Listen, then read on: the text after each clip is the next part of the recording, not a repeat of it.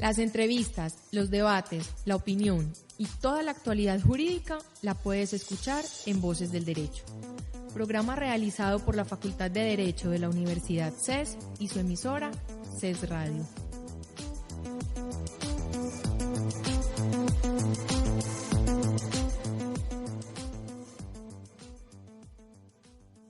Cordial saludo a todos los oyentes que nos acompañan hoy en Voces del Derecho, programa realizado por la Facultad de Derecho de la Universidad CES, que cuenta con los programas de Derecho y Geopolítica, facultad que se encuentra en proceso de acreditación de alta calidad, así como por su emisora en Internet CES Radio. Mi nombre es José David Arenas, docente de la universidad, y es un placer compartir este espacio con ustedes. En el programa presentaremos pensamientos y resultados de investigaciones sobre problemas jurídicos de actualidad de la región y el país. Este programa se transmite todos los lunes a las 8 de la noche por CES Radio y no sería viable su realización sin la valiosa ayuda del Departamento de Proyección Corporativa de la Universidad. Si desean escuchar el programa fuera de la hora indicada, ingresen a los archivos de audio que están alojados en la página de la emisora radio.ces.edu.co. Recuerdo a todos nuestros oyentes que a través de las redes sociales también pueden participar en nuestro programa. En Facebook pueden buscarnos como CES Radio y en Twitter seguir la cuenta @CES_radio. En estos espacios pueden sugerirnos temáticas y participar en el tema del día. El día de hoy vamos a discutir sobre la geopolítica de Venezuela. Y como es costumbre en los programas que tratan temas geopolíticos, tengo como coentrevistadora a Dina Rol Vélez. Bienvenida, Dina. Gracias por invitarnos. Y como invitados tenemos a dos personas que nos pueden hablar de este tema con bastante propiedad, los doctores Andrés Úsuga Marín y el doctor Andrés Llano Olaya. El doctor Andrés Úsuga Marín es abogado de la Universidad Pontificia Bolivariana, especialista en Derecho Administrativo de la Universidad Santo Tomás de Bogotá, magíster en Derecho Constitucional de la Universidad de Antioquia, docente universitario en diferentes universidades de la ciudad de Medellín, abogado litigante, asesor y consultor en Derecho Público y Responsabilidad del Estado. El doctor Andrés Llano Olaya es abogado y profesional en Relaciones Internacionales de la Universidad Militar Nueva Granada, litigante, docente e investigador académico en Derecho Público Nacional e Internacional, Defensa y Seguridad. Bienvenidos, doctores. No sé cómo me va a referir a ustedes, me va a tocar decirle doctor Llano y doctor Úsuga, porque ambos se llaman Andrés. No hay ningún problema. Muchísimas gracias por la invitación y muy complacido de estar acá en este medio de comunicación tan importante para la academia. Claro. Muchas gracias por la invitación, un saludo cordial para los que estamos en la mesa, para la audiencia, y bueno, este es un espacio muy importante, como lo acaba de mencionar el doctor Andrés Úsuga, para la academia. Voy a empezar con una pregunta dirigida a ambos, y primero me la contesta el profesor Úsuga y después el profesor Llano, y es: ¿cómo se ha construido la estrategia geopolítica venezolana? ¿Cómo ha sido ese proceso? Bueno, es muy importante mirar en la geopolítica, como bien lo sabemos, el tema de la historia. La historia venezolana es un tema muy complejo, los temas desde lo militar, y creo que marca un hito el presidente Marcos Pérez Jiménez. Después de Marcos Pérez Jiménez sería una cosa y después y antes sería otra. Todo el tema del petróleo es lo que ha marcado el cómo se desarrolló la estrategia geopolítica y cómo fue que se relacionó Venezuela, tanto con Latinoamérica como con los países de la OPEP. Esa fecha, en 1973, cuando se crea la OPEP, en esa crisis del petróleo de 1973, marcaría esos grandes niveles de corrupción que se manejaron en varios gobiernos y que durarían más o menos hasta 1999, y después empezaría otro tipo de corrupción con el gobierno de Hugo Chávez Frías. Pero los eventos, los hitos que marcaron la historia de Venezuela desde el punto de vista del petróleo fueron los que han determinado cómo son las relaciones con Latinoamérica, con los Estados Unidos y con los países árabes, ya que es una geopolítica desde el punto de vista petrolero. Doctor Llano. Aparte de lo que el doctor Andrés Úsuga ha mencionado, cuando llega el teniente coronel Hugo Rafael Chávez Frías a regentar la primera magistratura del Estado venezolano, se le agrega a la geopolítica del petróleo una geopolítica del discurso. Y eso ya venía con un mojón muy importante, que fue en 1990, cuando Fidel Castro y Luis Ignacio Lula da Silva, y específicamente el Partido de los Trabajadores del Brasil, crean el Foro de Sao Paulo como un escenario que recibiría el legado de la Unión Soviética en América Latina. Eso porque acaba de caer el muro de Berlín en 1989. Sí, señor, es cierto. Entonces, con ese primer mojón inicial del fracaso de la Unión Soviética, y como bien lo menciona el doctor Andrés Usuga, caído el muro de Berlín y todos los acontecimientos de perestroika y glasnost, etcétera, luego se agrega a ese foro de Sao Paulo, en el cual también están incluidos no solamente los partidos de izquierda de la región, sino también las organizaciones terroristas como las FARC y el ELN de Colombia. La geopolítica venezolana, una vez con Chávez en el poder, le agrega al petróleo el discurso ideológico y asume ese foro de Sao Paulo. Ya no va a ser tanto un eje Castro-Lula, sino un eje Castro-Chávez. Y la intencionalidad del gobierno bolivariano de Venezuela va a ser construir un escenario regional muy fuerte, muy sólido, todo un bloque regional que le permita a ellos extender su revolución bolivariana, su socialismo del siglo XXI por el continente, inspirados, hay un móvil común entre esta parte de la región y los asiáticos, que va a ser el antiimperialismo estadounidense. E inclusive países de la misma OPEP en eso van a coincidir con Chávez, a quienes van a ver como un redentor de el discurso comunista y socialista, del cual hay un mejor importante, el Foro de Sao Paulo, y luego ese Foro de Sao Paulo fortalecido con el Foro Social Mundial, que sus primeros motivadores, inspiradores, promotores son Cuba y Venezuela. Pero permítanme, hago alguna aclaración también que es importante, recordando algo que de hecho en estos días, en este año, se ha vuelto a flotar, y es la exclusión de Cuba por parte de la OEA. Entonces, el objetivo de que Castro haya cooptado ese foro de Sao Paulo tenía un objetivo fundamental, y es ¿cuál? Que estos países que se podían cooptar por medio de esas cuotas petroleras que se le dan sobre todo a esas islas del Caribe pequeñas, San Vicente, Granada, Santa Cruz, todo ese cinturón del Caribe, con el Petrocaribe y el sí, CARICOM, que por más pequeños que fueran tenían un voto en la OEA dentro de los 35 países.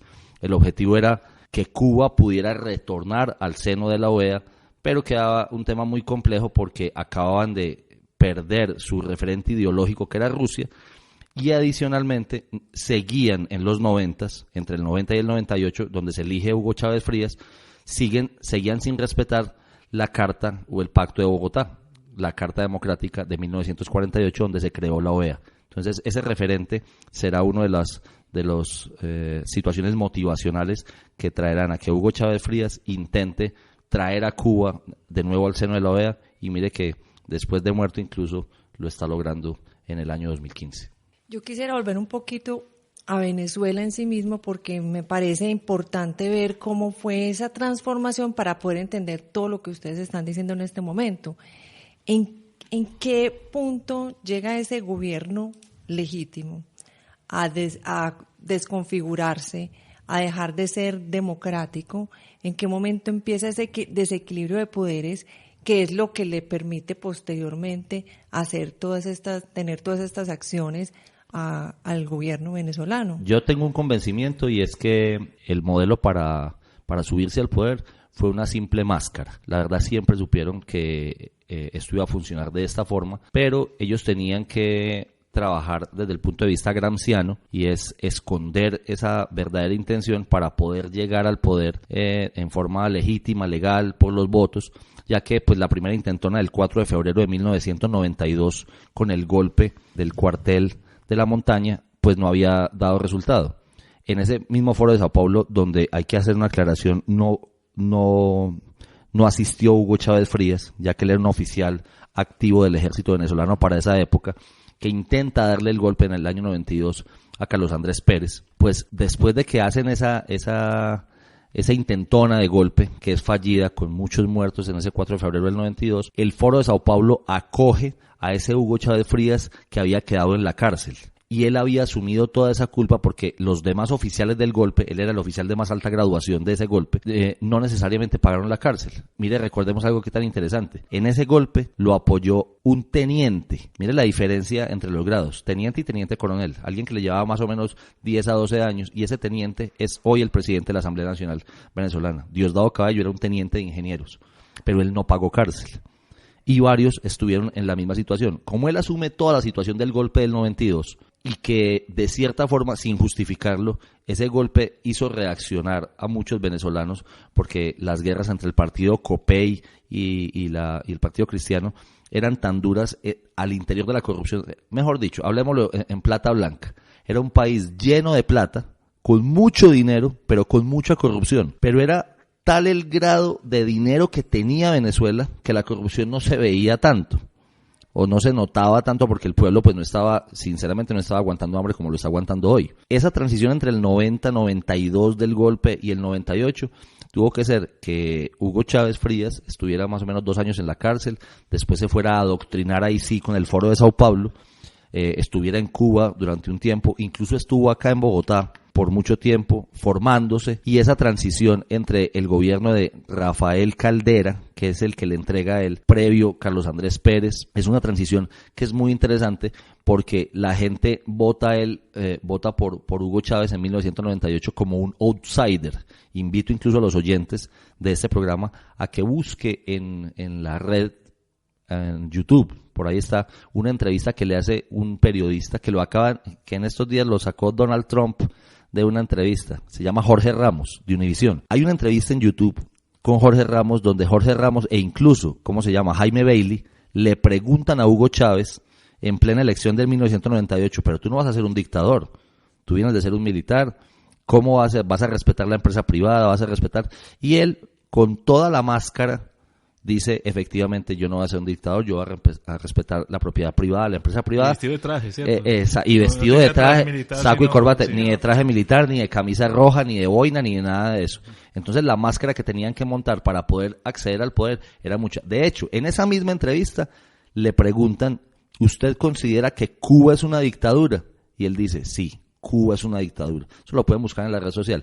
Entonces esa transición es muy interesante porque él llega como un outsider, o sea, como alguien fuera del establecimiento, que no va no va a tener los vicios de corrupción que venían teniendo los partidos que siempre habían estado en el poder, y se acentúa con el golpe del 2002. Ese 11 de abril del 2002 es en el momento en que él ya se quita del todo la máscara, el golpe fallido que da Pedro Carmona, que está inclusive exiliado acá en Colombia. Con ese golpe se acaba de quitar la máscara, pero no es que no hubiera sido un gobierno desde el 2002 hacia atrás hasta el 99 que inició, que no tuviera que hubiera respetado la división de poderes o los organismos de control. No, ya lo estaban haciendo, pero lo hacían de una forma más moderada. Luego del golpe ya termina pasando la desgracia que está viviendo Venezuela desde ese día hasta estos momentos. Sí, yo agregaría a eso que la izquierda es permanentemente pensando en la toma del poder. Y hay que aclarar que Hugo Chávez llega al poder, a la presidencia de Venezuela, legítimamente, legalmente, por los medios que ofrecía el sistema democrático en Venezuela. Pero de inmediato cambia la Constitución. Sí, claro, lo primero que hace es una reforma constitucional. Inclusive de hecho, en el juramento, no sé si ustedes lo recuerdan, no sé si han visto el juramento de Hugo Chávez Frías recibiéndole a Rafael Caldera, la banda presidencial. Él dice, sobre esta moribunda constitución, que es la constitución de la Cuarta República, así se llama en Venezuela, y él lo dice en ese mismo momento, sobre esta moribunda constitución juro que la voy a cambiar. Inclusive pueden buscarlo también en los videos de la red. Así es, y luego del golpe que ya mencionaste en el 2002 se vienen más de 10 reformas constitucionales de carácter plebiscitario. Pero a su propia constitución. Sí, claro. A la constitución que ellos mismos habían diseñado. Porque ellos consideran que hay una sacralización de la acción popular en demérito del Estado de Derecho. De ese Estado de Derecho que le permitió a Hugo Chávez el acceso al poder. Entonces comienzan a reformar la constitución y eso implica reformar todo el ordenamiento jurídico y todo el Estado venezolano. Pero mira que es muy interesante la pregunta que nos hizo la compañera, porque de hecho la Constitución del 99 de Venezuela, que es la que hoy está activa, era una constitución que no se mostraba ni socialista, no se mostraba comunista, no se mostraba que iba a respetar la propiedad privada. O sea, que era una constitución enmascarada. Y luego empiezan a hacer toda esa cantidad de actos legislativos, a mostrar los dientes de verdad, a reformar su propia constitución, porque se dieron cuenta que se les iba a caer el poder con lo que ya el pueblo se estaba dando cuenta. Y además que cuando se titula a Venezuela República Bolivariana de Venezuela, entonces el primer mensaje es, usted primero es bolivariano, después es venezolano, pero primero es bolivariano, es decir... O sea, primero chavista, sí, ya. Exacto, es decir, mi nacionalidad, que es un derecho humano fundamental, se fundamenta en la ideología, pero no en mi vinculación a un territorio. Ni en el Estado de Derecho, social, democrático y constitucional de derecho, que es el modelo que tenemos en Occidente luego de las revoluciones burguesas o liberales. Yo quiero que justo en este punto nos vayamos a una pausa porque a partir de lo que acaba de comentar Andrés Llano, voy a hacerles una pregunta. Entonces vamos a una pausa. En Voces del Derecho conocerás la actualidad jurídica con la visión profesional y especializada de expertos académicos.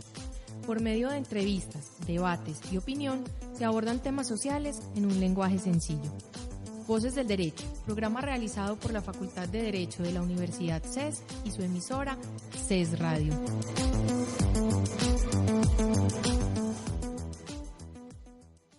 Bueno, precisamente volviendo al tema en el que cerramos antes de la pausa, el discurso chavista ha abusado, y en mi sentir personal, ha abusado de la figura del libertador Bolívar. Pienso que ha sido una estrategia, también como lo diría el profesor Úsuga, gramsciana, utilizar la imagen de exitosa. Bolívar. Por supuesto, exitosa. La verdad ha sido exitosa. Sí. Usar la imagen del libertador Bolívar, que pues en su momento fue un revolucionario, pero habría que ver el contexto frente al cual él planteó sus guerras libertadoras y lo que se logró con esas guerras libertadoras. Yo quisiera que ustedes me dieran su concepto, si lo comparten, y es que hay ciertas, digámoslo, usos, hay historiadores que también han manipulado la percepción histórica del libertador para acercarlo más a un pensamiento de izquierda y es una forma legítima de verlo, pues Bolívar de todos modos suscitó una rebelión de masas, perdió batallas y reacomodó ejércitos con clases populares, libertó esclavos, luchó contra una oligarquía que precisamente la palabra oligarquía empezó a resucitar en el uso y el abuso también con el régimen chavista, pero ¿en qué medida esos empalmes socialismo y bolivariano son coincidentes o son un montaje forzado de régimen chavista para fortalecer históricamente una ideología de izquierda en la región? Permíteme hacer incluso una invitación. La pasada semana se acaban de cumplir 200 años de la Carta de Jamaica. La Carta de Jamaica es el pensamiento estratégico de Simón Bolívar allá en la tranquilidad del exilio, cuando él sale corriendo de Cartagena porque venía la retoma de Pablo Morillo. Ese pensamiento estratégico, que hoy lo podríamos mirar a los estudiantes de, no sé, de Derecho, de Ciencia Política, que les toca mirar algo como un plan de gobierno o como un plan de desarrollo. El plan de desarrollo de Bolívar es la Carta de Jamaica. Luego también vendría el discurso de Angostura. Cuando uno lee los discursos de Bolívar y cuando lo compara con las declaraciones de Chávez, o con los motivos de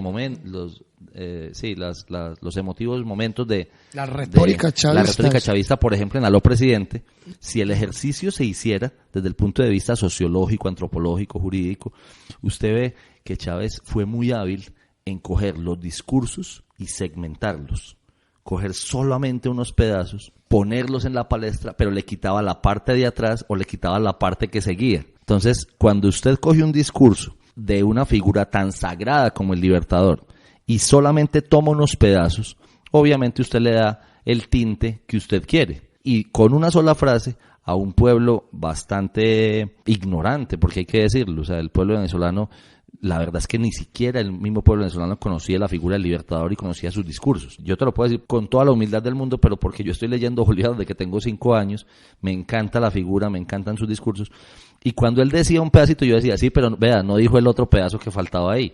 El pueblo venezolano no conocía a Bolívar, ahora cree que lo conoce, el pueblo chavista y ahora madurista. Conoce la versión Exacto, conoce la versión Chávez de Bolívar, pero no conocen a Bolívar, porque si leyeran el discurso de Angostura, el manifiesto de Cartagena, la propia Carta de Jamaica, se van a dar cuenta que fue un discurso absolutamente manipulado, exaltando unos pedazos y desconociendo o mandando al oscurantismo otros pedazos muy importantes. No sé qué dirías tú, doctor. Sí, lo que pasa es que el marxismo-leninismo, inclusive el castrismo, con ese foro de Sao Paulo como mojón inicial y luego el Foro Social Mundial y la Coordinadora Continental Bolivariana hoy, movimiento continental bolivariano, que es creación de las FARC, le sirve a Hugo Chávez o le sirve al chavismo para extender sus brazos a lo largo y ancho de la región. Sin embargo, al interior de Venezuela, inclusive también en el perímetro suramericano, la imagen de Bolívar va a surtir un efecto más efectivo en el imaginario colectivo que el discurso marxista-leninista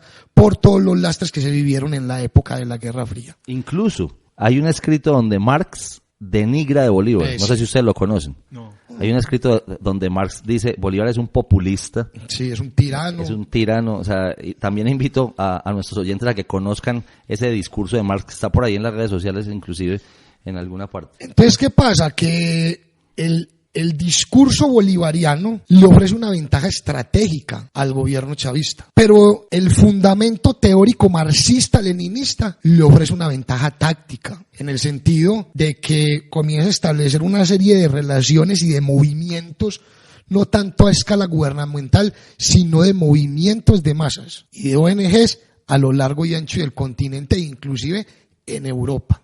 Entonces, por eso es que Hugo Chávez, y además ahí hay un personaje que fue asesor desde el comienzo de Hugo Chávez, que es su hermano Adán Chávez, ¿no? Luego gobernador del estado de Barinas. Luego gobernador del estado de Barinas, un hombre que hay que reconocerle su habilidad intelectual, su bagaje académico, y que le presenta ese escenario a Hugo Chávez y comienzan a trabajar sobre esa plataforma teórica de combinar un discurso bolivariano, como bien lo expone el profesor Andrés Úsuga, parcializado, y en el fondo un sustrato teórico de marxismo-leninismo. Porque, entre otras cosas, cuando uno lee manuales de guerras, de guerrillas, de Ho Chi Minh, de Bungu Yen-yap, de Mao Zedong, entre otros, vas a encontrar que en la guerra hay que decir 70% de mentiras, pero un 30% de verdad. La primera sacrificada en una guerra, en cualquier conflicto, es la verdad. Entonces, no sé si queda claro. No, por su lapidario la frase. Bueno, y creo que en medio de todo lo que se habla de Venezuela, la relación con Colombia ha sido la principal en cuanto a toda la estrategia que él tiene en su geopolítica. Sin hablar, por lo menos... Pero no ha sido solamente conflictos con el chavismo o con el madurismo ahora. Es histórico. Es histórico. Siempre han habido unos conflictos muy grandes. De hecho, el libro, por ejemplo, La Corbeta Solitaria, 1987, el tema de la corbeta Caldas allá en el lago de Coquibacoa o lago de Venezuela, como se quiera. Es una tensión fuerte entre países. Sí, y se arregla sin arreglarse, porque la verdad es que el conflicto quedó ahí y nunca lo arreglaron. Simplemente va a pasar lo que va a pasar en estos días, van a terminar diciendo nada y el conflicto va a quedar vivo, que es una cosa muy peligrosa con respecto a los islotes de los monjes y con respecto a la costa sobre el lago de Maracaibo. A eso quería hacer yo referencia, es que desde la colonia, Colombia ha perdido territorios y ha perdido una gran parte de territorio con toda esa frontera venezolana, y vemos ahora el riesgo que corre geoestratégico al perder territorio, como lo hemos visto ahora con las decisiones que se dieron. Entonces se retoma desde Venezuela algo muy importante, que es toda la parte del norte de Colombia con nuestros océanos, porque sabemos que, como bien Mahan lo decía, el poder de la geopolítica está en sus océanos. Como bien decía, la teoría de las costas, en las costas donde se pueden tener flotas, que es lo que va a dar, hablamos del poderío militar, e islas, el poderío comercial, y Colombia es una isla, pero en este momento Venezuela es una amenaza clara para gran parte de ese territorio colombiano, y podría Colombia seguir perdiendo territorio. Entonces, en este momento, ¿cómo está esa amenaza de clara con respecto a Venezuela? Bueno, de hecho, hay un tema supremamente preocupante que lo venimos diciendo en la academia hace mucho tiempo, y hoy, simplemente por lo que está pasando, pues está flotando otra vez, pero la verdad es que hace mucho tiempo está en el ambiente. Históricamente se ha creado y se ha intentado crear un anticolombianismo en Venezuela, así digamos que somos países hermanos. El primero que empieza con eso es el propio Páez, José Antonio Páez, ¿cierto? A la gente se le olvida que Bolívar muere con una camisa prestada en Santa Marta esperando un barco que lo lleve a Europa, porque tenía una orden de captura por parte de José Antonio Páez, que había sido uno de sus generales y que se había escindido con lo que se llamaba la Capitanía General de Venezuela. O sea, él no podía volver a su territorio. Pero acá también lo habían sacado, gritándole longanizo hasta el río Magdalena, había cogido su pontón. Eso está en el libro de Gabriel García Márquez, El general en su laberinto. Llega a la costa, Soledad, y sube hasta Santa Marta, donde muere ese 17 de diciembre de 1830. Pero ese anticolombianismo lo han intentado crear para poder separar las dos cosas. De hecho, critican muy duro a la clase dirigente bogotana y siempre lo han hecho. Y nos comparan con Santander y hacen un émulo de nosotros somos los bolivarianos, ustedes son los santanderistas. Sí, señor. Oligarquía santandereana. Pero mire una cosa de lo que habíamos hablado ahorita en la pregunta específica tuya, que me parece crucial, Dina. La Constitución de 1999, que es la Constitución que hace Chávez, en su artículo 10 específicamente dice que el territorio venezolano serán los mismos territorios que tenía la Capitanía General de Venezuela.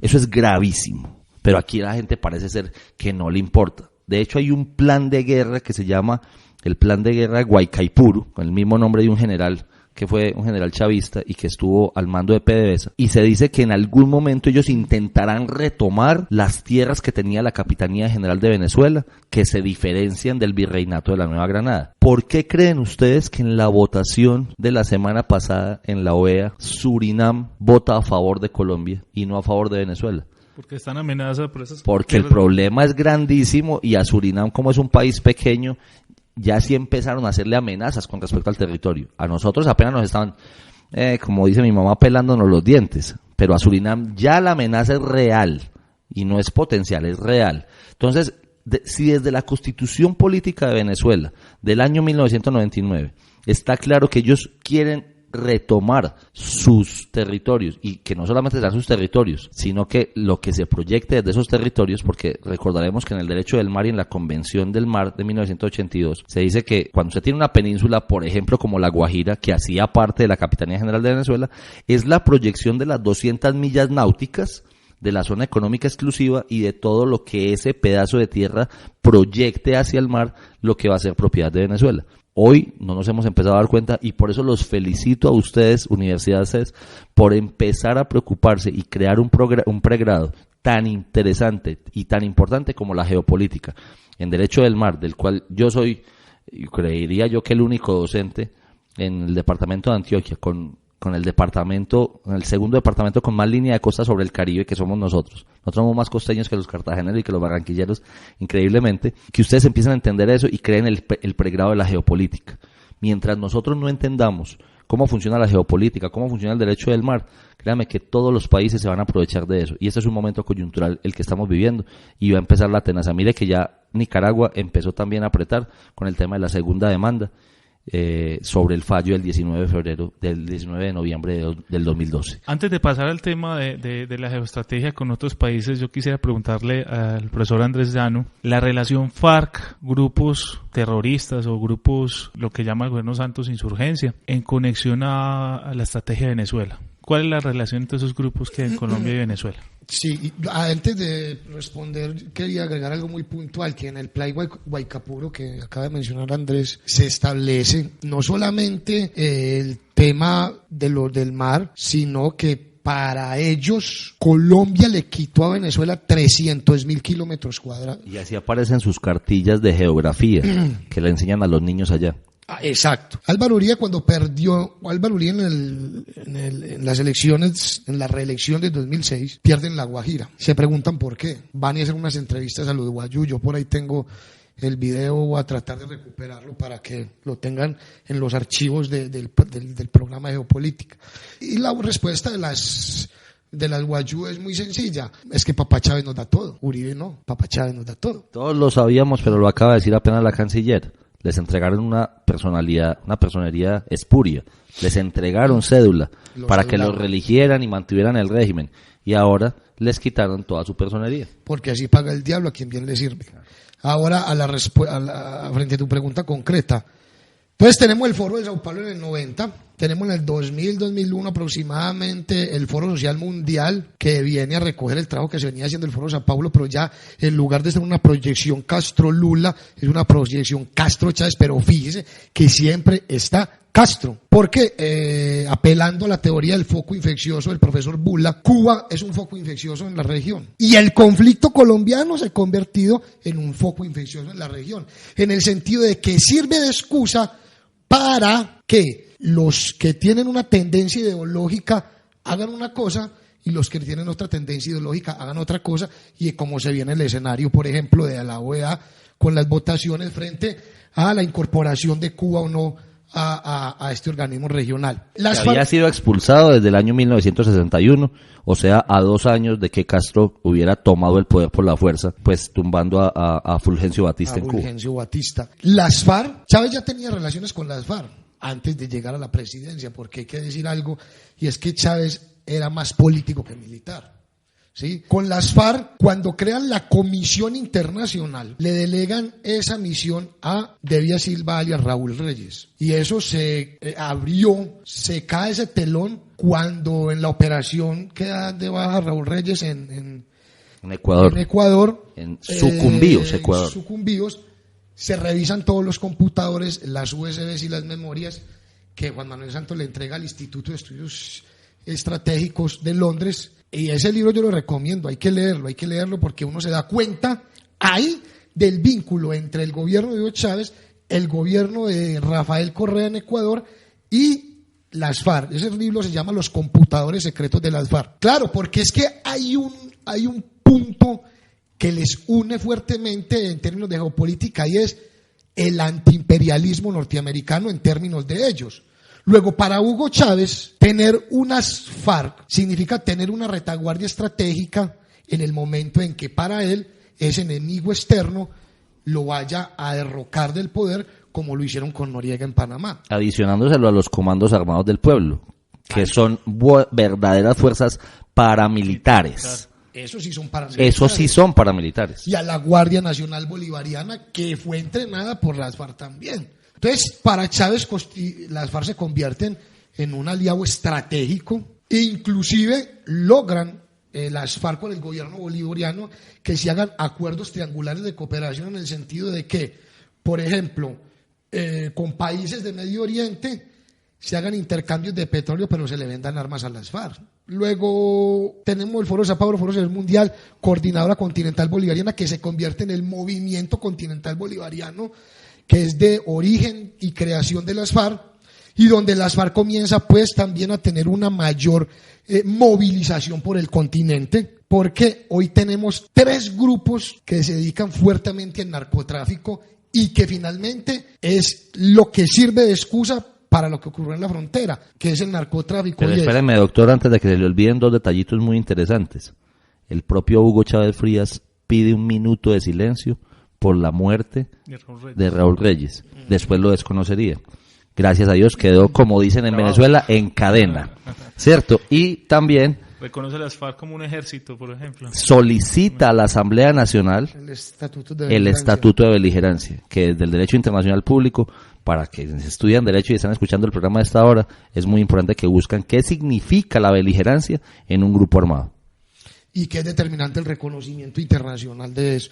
Entonces tenemos en Paraguay el Ejército Popular, en Uruguay el Ejército Popular Uruguayo, entrenado por FARC, y aquí tenemos... En Uruguay los Tupamaros. No, pero hoy. Ah, sí. Hoy. Y está las FARC y el ELN. Y se han dedicado... Que de hecho le secuestraron una hija al presidente de Paraguay. Y esa negociación la hizo el hoy canciller de la FARC, Rodrigo Granda. Y la asesinaron. Claro. Porque no solamente la secuestraron, la asesinaron. A Chávez le ha servido las FARC fundamentalmente para eso. Y obviamente, aparte de toda la coincidencia ideológica que existe entre ambos grupos. Porque las FARC, inclusive antes de que Chávez asumiera la presidencia, tenían unos discursos bolivarianos, y en la conferencia de 2009 celebrada entre 2006 y 2007, en la 9ª conferencia de las FARC, ellos comienzan a hablar de la patria grande. Pero es que existen testimonios de que lo visitaron en la cárcel allá en Caracas, existen testimonios, y Venezuela siempre ha tenido una frontera muy permeada con nosotros, y pues de hecho ¿Cuál fue uno de los problemas grandes con el propio Hugo Chávez? ¿A dónde capturan a Rodrigo Granda? En el propio Caracas, que después lo traen hasta Cúcuta, es otra cosa. Pero la captura se hace por parte de agentes colombianos en el propio Caracas, que generaría un gran malestar en el presidente Hugo Chávez para la época.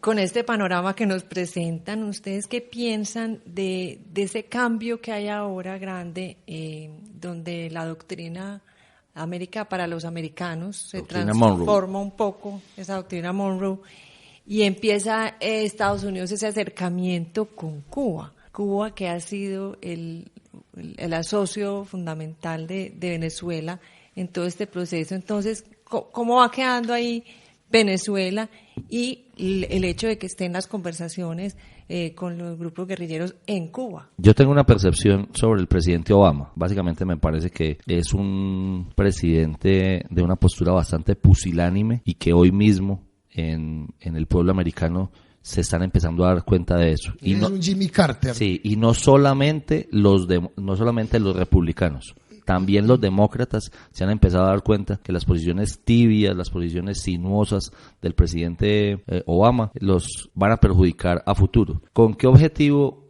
hace todo lo que está haciendo Obama, o lo que no hace más bien? Porque son temas, en mi concepto, de omisión. Él a Latinoamérica lo sigue viendo como el patio trasero y hace un laissez-fairismo, un dejar hacer, dejar pasar. ¿Por qué? Él tiene problemas muy grandes con ISIS, con el Estado Islámico, con los temas gordos de Arabia Saudita, de Israel, y nos sigue mirando, la geopolítica americana siempre nos ha mirado como el patio trasero, entonces cree que no es interesante, o sea, cree que no le va a llegar hasta la geopolítica latinoamericana, no le va a afectar mucho. Sin embargo, últimamente se han dado cuenta de que, por ejemplo, el tema de los 75,000 millas náuticas que perdemos, de kilómetros cuadrados que perdemos, vienen con un objetivo especial. ¿Y es cuál? China hacer un canal en Nicaragua. Esto es, se le metieron al rancho a los Estados Unidos, se le metieron al patio trasero, al mar privado que ellos tenían, que era el Caribe, donde ellos ni siquiera se tenían que preocupar por mantener un portaaviones ahí, donde sí tenían que mantener portaaviones en los otros mares. En el Caribe no lo mantenían. La flota del Caribe estaba por allá en el Atlántico, pero no en el cerco que hacen Cuba, la Española, Puerto Rico y el cinturón del Caribe. ¿Y cómo lo probamos?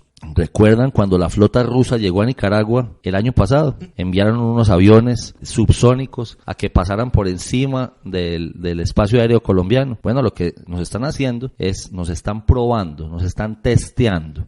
A ver cuál es, claro, a ver cuál es la capacidad de reacción de la Fuerza Aérea Colombiana. ¿Y hacia dónde pasaban? Cuba, Nicaragua, Venezuela, Nicaragua. Entonces, los mensajes son bastante claros, pero aquí nuestra Cancillería, nuestro Ministerio de Relaciones Exteriores no lo quiere entender, y no lo quiere entender así porque están absolutamente hipotecados con los diálogos de La Habana. Entonces, ellos no pueden tocar nada porque se les caen los diálogos de La Habana. Mi percepción personal es cuál con lo que está pasando en estos momentos. La diplomacia no se puede seguir manejando desde el punto de vista de los secretos personales. Yo soy un convencido de que el presidente de Venezuela es compatriota nuestro, pero no han podido entregarle a nadie la comprobación de eso porque existe un registro de un Nicolás Maduro Moros por ahí perdido, donde la Registraduría Nacional del Estado Civil no se lo entrega a nadie, ni por derecho de petición. Eso es increíble. Entonces, ¿qué es lo que está pasando? Yo soy un convencido de que Juan Manuel Santos le tiene secretos a Nicolás Maduro, pero Nicolás Maduro le tiene secretos más pesados a Juan Manuel Santos.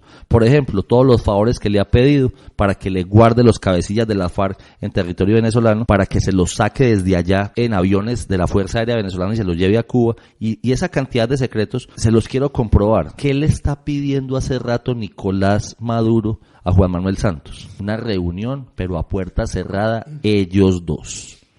¿Qué pasará en esa reunión? Le recuerde, presidente Santos, que yo le tengo este y este secreto. ¿Quién pierde más? ¿Usted o yo? ¿O me colabora para las elecciones de diciembre, del 6 de diciembre? ¿O nos reventamos los secretos? Los dos. Entonces, cada uno tiene una carta por jugar.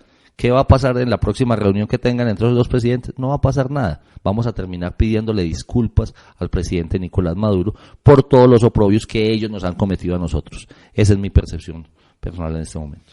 Antes de responder, quiero decir lo siguiente. Nicolás Alejandro Maduro Moros nació en Ocaña, departamento del norte de Santander, cerca de Cúcuta, en Colombia, el 21 de noviembre de 1961. Partida de nacimiento número 011, folio número 412, número 471, colombiano. Pero no ha habido poder humano que se le entregue por derecho de petición ni por ninguna parte la copia de eso a algún colombiano. O sea, que debe estar muy bien guardado en el Palacio de Nariño. Obama, los Estados Unidos arriban al siglo XXI en un mundo donde ellos ya no son el hegemón que fueron durante el final de la década de los 90. Con muchas dificultades en el frente internacional, Medio Oriente está tal vez en el peor escenario social, político y económico de toda su historia, el mundo árabe en un revolcón de proporciones inimaginadas, y entonces tiene que atender la primavera árabe que desembocó en ISIS, tiene ese foco allá y tiene un foco en América Latina, que es Cuba. Pero indudablemente a Obama le interesan más los intereses norteamericanos en Medio Oriente, en los países árabes. Es decir, yo no voy a abrir un frente más. Exacto, y está muy desgastado. Ahora, ¿qué hace Obama? Hace el acuerdo con Irán para poder que Irán también le ayude a enfrentar a ISIS. ¿Listo? Pero algunos analistas estadounidenses dicen que ese es el peor error de la administración Obama, porque entonces es como usted aliarse con un enemigo para contrarrestar ese enemigo, y luego ¿qué va a hacer cuando haya derrotado a ISIS con Irán? ¿Qué fue lo que le pasó en Afganistán? Eso iba a decir yo, que eso siempre lo han hecho. Exactamente lo que le pasó con Al Qaeda y con Osama Bin Laden en Afganistán. Me alío con ustedes, les enseño, les entrego armas, y después de que derrotamos al enemigo, oiga, pero es que ellos quedaron con las armas y con el conocimiento, y ahora le van a venir a dar a usted. Ahora, vamos a América Latina. Obama ve que China y Rusia, y Rusia también abrió un foco en Ucrania, con el propósito no solamente de desgastar a los Estados Unidos, sino de desgastar a Europa, que tiene su propia crisis social, política y financiera, pero añádale a eso su crisis en Ucrania. Entonces los europeos tampoco es que se vayan a preocupar mucho por lo que esté pasando en América Latina. Obama asume una política distinta frente al tema cubano y Pero es más bien de pasividad. Sí, claro, totalmente. O sea, no meterse mucho, de decir, ustedes quieren negociar, listo, hágale, negocie, darle una palmadita en la espalda y no meterse mucho. Totalmente. Ahora esa política de pasividad, de pacifismo, de diálogo, de concertación con Cuba, con un propósito para él, que es apartar el gobierno bolivariano y todos sus áulicos, Argentina, Brasil, Bolivia, Ecuador, Nicaragua, todo el ALBA. Todo el ALBA, y acercar un poco el gobierno cubano al gobierno norteamericano. Pero Obama parece ignorar lo que la evidencia histórica nos ha demostrado. Y es que si usted a un comunista le da la mano, le toma el brazo, si al brazo le toma el tronco, si lo deja entrar a la sala, se acuesta en la cama. Es decir, es probable que Cuba le acepte eso a Obama. De hecho, ya están pidiendo indemnizaciones por miles de millones de dólares. Exacto. Supuestamente por el embargo. Es posible que lo hagan, pero no por eso significa que Cuba vaya a abandonar su política propia al régimen. Es que viene la pregunta que nos hacíamos en la academia mucho. ¿En qué ha cambiado la política de derechos humanos o de respeto a la Carta Democrática de la OEA de Cuba para que Estados Unidos vuelva a abrir la embajada en La Habana? No lo hemos visto. En nada. En nada. En absolutamente nada. O sea, ¿qué cambió de las condiciones de 1961 a 2015? ¿Qué ha cambiado del régimen? ¿Sigue, ya hay libertad de prensa? No. ¿Ya hay libertad de partidos? No. ¿Ya hay libertad de elecciones? No. Entonces, ¿qué es lo que ha cambiado para que los Estados Unidos abran su embajada en La Habana? Y además hay que agregar algo muy, muy concreto, y es que los norteamericanos, después de que cayó el muro de Berlín, se quedaron con el realismo de Morgenthau. Entonces ellos piensan que para conservar la hegemonía en el sistema internacional, todavía sí es a partir de la fuerza real, de sus flotas, de su infantería, etcétera. Los chinos, más astutos aún en la política internacional, con su ascenso pacífico en el sistema internacional, simplemente consideran que es la economía la que finalmente les va a otorgar ese lugar de hegemón en el sistema internacional. Entonces fíjese que Venezuela está empeñada con China, y luego de que Maduro pasa por Hanoi y por China, aunque eso es un acuerdo del 2012 con los chinos, hablando de la importancia de las costas y de los océanos, los chinos ya le otorgaron a Venezuela una flotilla y una serie de anfibios muy modernos para tenerlos ahí en sus costas. Los buques Overcraft se llaman. Exactamente, y agregándole entonces también el otro punto, del canal interoceánico que va a pasar por Panamá, que va a ser financiado por Nicaragua. Por Nicaragua, que va a ser financiado por los chinos. Bueno, en este punto vamos a una pausa. En Voces del Derecho conocerás la actualidad jurídica con la visión profesional y especializada de expertos académicos. Por medio de entrevistas, debates y opinión, se abordan temas sociales en un lenguaje sencillo. Voces del Derecho, programa realizado por la Facultad de Derecho de la Universidad CES y su emisora CES Radio.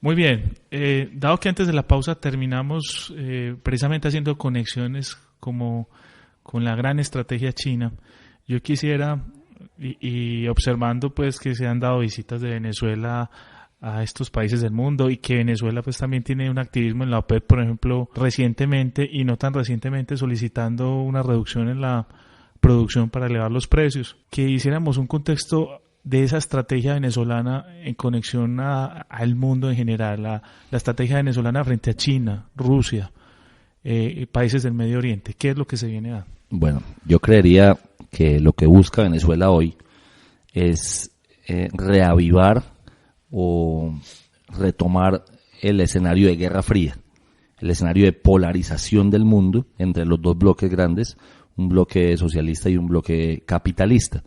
Es lo que denota pues el discurso de Maduro, el discurso de Evo Morales, de Ortega, no tanto los discursos de la izquierda vegetariana, como le decimos a algunos profesores, a Chile o a Brasil, que tiene un problema tan grande en este momento con la legitimidad de Dilma Rousseff, pero creo que a lo que nos quieren empujar es a la gran polarización, de que el mundo está dividido en dos, pero con un gran peligro. Es que esa Guerra Fría terminó pues ya hace muchísimo tiempo en lo formal, y la verdad es que la Guerra Fría no terminó en las situaciones reales, soterradas y por debajo. Adicionalmente a que lo que ellos no lograron, o el bloque dirigido desde Moscú no logró en esos 50 años de Guerra Fría formal o hasta 1989-1990, ellos no lo lograron en ese momento, que era polarizar a Latinoamérica, porque Latinoamérica estaba bajo el manto de los Estados Unidos. Eso es lo que yo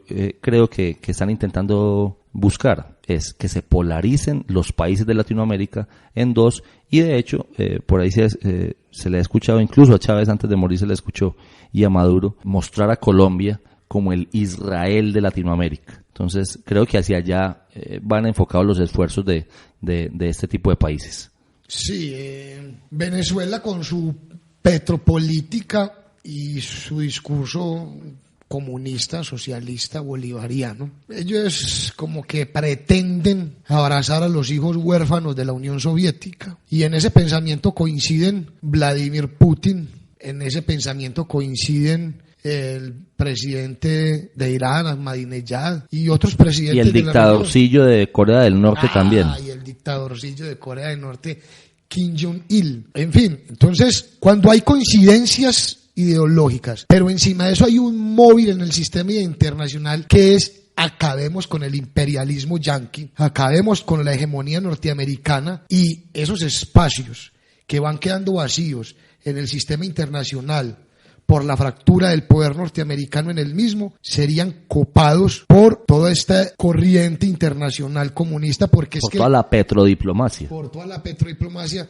porque no se puede olvidar que es que el comunismo no se circunscribe a un país. El comunismo no tiene ni naciones, ni estados, ni nada. El comunismo es uno, mundial, totalitario. En ese sentido es que se han fortalecido las relaciones de Venezuela con países tan lejanos, que han tenido no solamente intercambios económicos, sino de armas y de información y de apoyos políticos en escenarios internacionales, como el Consejo de Seguridad de Naciones Unidas, como el Consejo, es que hace poco Venezuela viene de ser el presidente de la comisión del Consejo de Derechos Humanos de las Naciones Unidas. Imagínese la contradicción. Exacto, la creación de UNASUR, es decir, también tener una cooperación en el ámbito internacional, porque la estrategia tiene que ser integral. Vamos a hacer cooperación económica, sí, vamos a hacer cooperación política también. Pero vamos a crear nuestros propios foros, vamos a crear nuestros propios modelos internacionales, por eso es Mercosur, por eso es UNASUR. el Foro Social Mundial, que comenzó con su primera protesta en Seattle. Y para hacerle contrapeso a Davos, Suiza. Exacto, para hacerle contrapeso al Foro Económico Mundial. Entonces van comenzando a mostrar las uñas al imperialismo yanqui, como ellos lo llaman, diciéndole, aquí estamos, con mucha fuerza. Y no perdimos la Guerra Fría. Y no perdimos, exacto. Entonces viene una pregunta ya interesante dentro de ese contexto y es, yo creo que la he entendido entre líneas, porque quisiera hacerlo más verbal, si es la opinión de ustedes, y es, Venezuela tiene una política expansionista hacia Colombia. Porque están satanizando, doctor. Sí, claro, es que lo que decía ahora el doctor Andrés Usuga, con solo leer el plan Guaycaipuro, uno se da cuenta, ellos están convencidos de que es que por lo menos la tercera parte de Colombia les pertenece a ellos, están convencidos de eso. No, ni siquiera es expansionista porque ellos no van a ir por tierra que no es de ellos. Es un plan más bien recuperacionista, si lo podemos decir así. Y van a invocar el utility possidetis iuris y salir con el cuento pues de que o al menos lo van a intentar. ¿Y de qué se preocupa uno? De que en temas de límites terrestres, por ejemplo, si lo hicieron mal esa Corte Internacional de Justicia de La Haya, lo hizo mal en un tema tan depurado como es el derecho del mar. Imagínense cómo lo harán en temas de límites terrestres. Ahí nos tendríamos que empezar a preocupar y tener una cancillería muy fuerte, un ministerio de Relaciones Exteriores muy fuerte, pero también una academia muy fuerte, porque lo que vimos en el fallo de La Haya el 19 de noviembre del 2012 es preocupante. Nosotros no tenemos académicos y nosotros no tenemos buenos diplomáticos. En cambio, Nicaragua, un país que supuestamente pues está por debajo de nosotros, sí han hecho la tarea y le están haciendo desde 1980, cuando Daniel Ortega llegó al poder por la vía de las armas, y aquí no nos dimos cuenta. Ellos ya habían empezado con todo su trabajo diplomático y de cancillería. Otra pregunta, precisamente desde la perspectiva de la academia, ¿la geopolítica colombiana sí está actuando inteligentemente frente a la geopolítica venezolana? No, y una muestra reciente de ello es que cómo es posible que, viendo lo que Venezuela hace con Guyana, lo más previsible era que viniera por Colombia. Pues es de verdad. De hecho, sacaron un decreto y después les tocó negociarlo, ¿no se acuerdan? El decreto de zonas de defensa integral marítima. Pero claro, y apenas lo sacaron, aquí medianamente brincaron y después lo echaron para atrás, pero ya nos estaban mostrando los dientes. Claro. Ya sabíamos para dónde iba eso. Ahí hay que decir que es que, mire, la escuela diplomática de la Cancillería, la Academia San Carlos. Sí, y en donde supuestamente los cargos en la diplomacia colombiana son de carrera. Esa academia, hay gente muy buena, gente muy estudiosa, pero que finalmente no llegan a los cargos.